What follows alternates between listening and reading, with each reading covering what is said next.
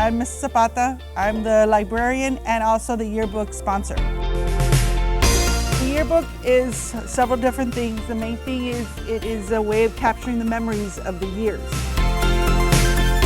They get to interact with other students. They get to meet new people. I think it's an opportunity to join more things, and it's my first year here, so I want to try almost everything. I love to talk to people and socialize, so taking pictures and interviewing is very fun. I also love to write, so writing the articles and helping with the placement in the yearbook is very fun.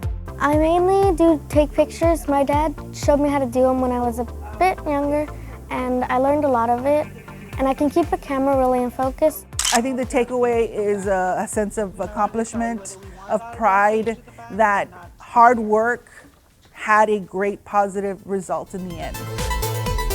The satisfaction of looking at the yearbook when it's fully finished is also a great thing to have, because you get to see all the hard work you've done all put together as one, and it's really enjoyable.